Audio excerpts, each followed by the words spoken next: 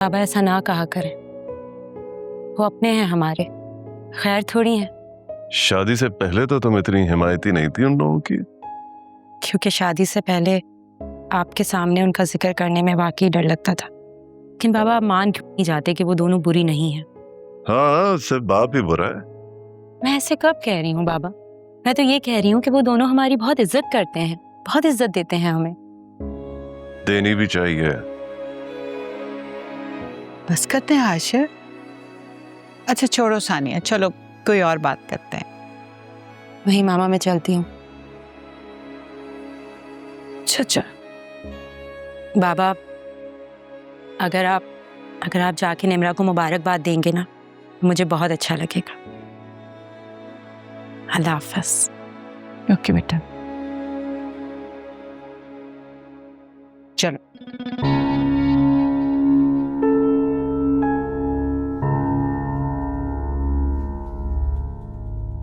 मुझे जो टेस्ट कहे गए थे वो मैंने करवा लिए हैं।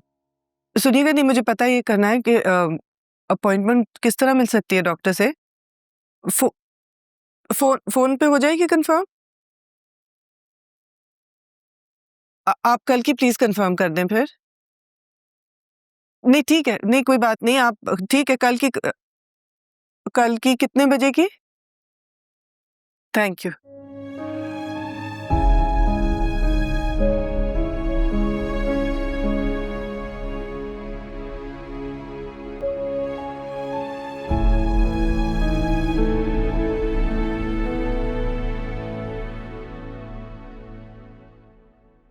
मुबारक हो जनाब नए ऑफिस की।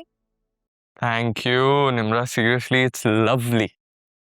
क्या फायदा, बैठना तो सिर्फ तुम नहीं है। क्या मतलब है तुम्हारा? मैं यहाँ बैठा हुआ अच्छा नहीं लगूंगा? देखती जाओ, अभी तो हम पिचिंग प्रोसेस में, एक दो प्रोजेक्ट्स बस एक्सेप्ट हो जाएं फिर काम शुरू। अब मैं क्या बोलूं, तुम खुद ही समझ गए हो सब कुछ। मजाक कर रही हूं। मेरी दुआ है कि कामयाबी तुम्हारा मुकद्दर बन जाए। आमीन। Thank you. और मुझे पता है, वैसे भी मुझे बहुत अच्छा लगता है जब तुम मुझे इस तरह तंग करती है। अच्छा, मैं देख रही थी कि तुमने कोई स्टोरी या पोस्ट नहीं लगाई। ओ तो ये कहो ना कि तस्वीरें देखनी है तुमने मेरे ऑफिस की। इस तरह नहीं दिखाऊंगा, तुम्हें यहाँ खुद आना पड़ेगा। ठीक है, आऊंगी, लेकिन आज नहीं। आज तो तुम लोगों ने आना है ना। अरे वाह, बड़े बेसब्री से इंतजार हो रहा है हमारा। मोहब्बत में ना इंतजार का अपना ही मजा है। हाँ, लेकिन इस इंतजार को तवील नहीं होना चाहिए। Thank you. कसम से तुम जब जब अपनी मोहब्बत का एतराफ़ करती हो ना, मुझे अपनी किस्मत पे रश्क आने लगता है। अच्छा चलो, अब काम भी कर लो, पहला दिन है आज, ऐसा ना हो कि अंकल से पहले दिन ही डांट पड़ जाए। वो अपने फ्लोर पे है। अच्छा सुनो, हमारा प्लान याद है ना? हाँ मुझे याद है, don't worry. Okay bye. Bye.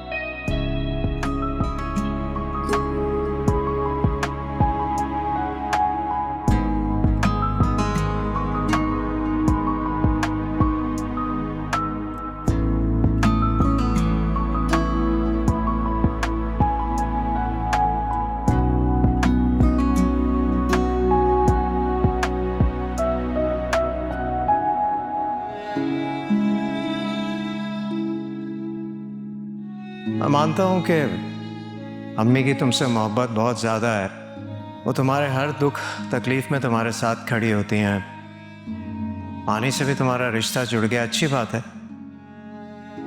लेकिन अम्मी से और मानी से तुम अपना ये ताल्लुक़ हमजा के घर रहकर भी तो कायम रख सकती हो।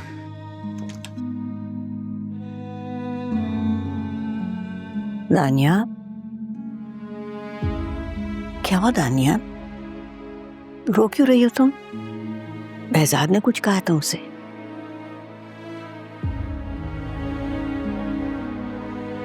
पप्पा, बहजाद मुझे माफ करने को तैयार ही नहीं है। बेटा, उसका मिजाज ऐसा तो नहीं है कि वो किसी को माफ ना करे। असल में वो खुद बहुत मुश्किल सूरत हाल से दो चार है। उसके सारे जख्म फिर से हरे हो गए। मैं उसके जख्मों पर मरहम ही तो रखना चाहती हूँ। मैं अपनी गलतियों का अजाला करना चाहती हूँ। जख्मों पे मरहम रखने के लिए हर कोई मसीहा थोड़ी कर सकता है बेटा। देखो, मैं जो तुम्हें कहना चाहती हूँ ना, उसे तुम्हें बहुत हौसले से सुनना होगा। बहजाद की जिंदगी में मलिया फिर से आ चुकी है। मलिया? तुम उससे मिल चुकी हो।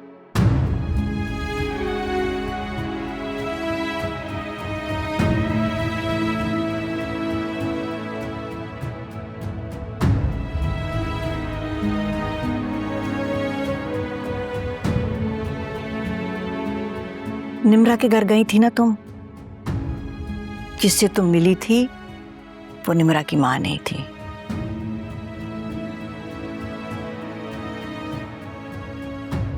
वो मलिहा थी, निम्रा की खाला।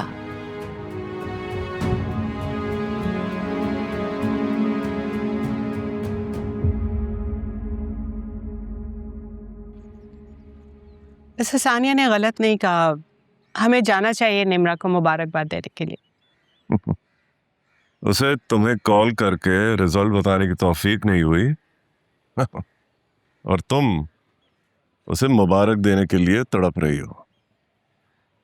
वो कॉल कैसे करे? हमने कभी उसके साथ ऐसा रिश्ता रखा ही नहीं।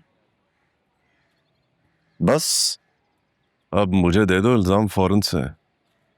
हाँ शेर, हमें ये फासले खत्म करने होंगे, वरना ये कभी खत्म नहीं होंगे।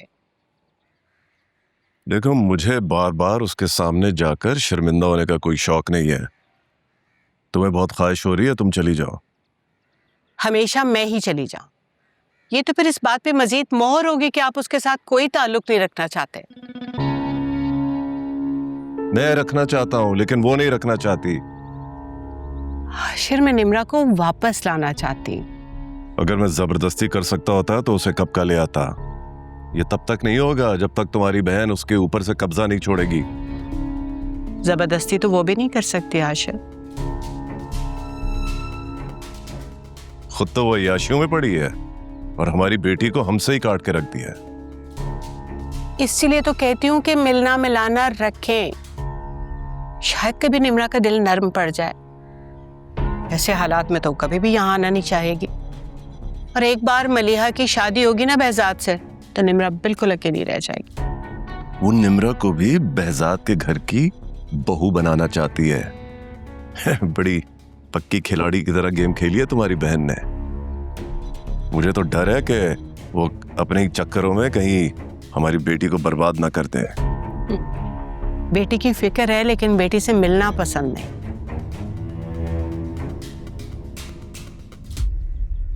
वो नहीं मिलती भी ऐसे के एहसान कर रही हो।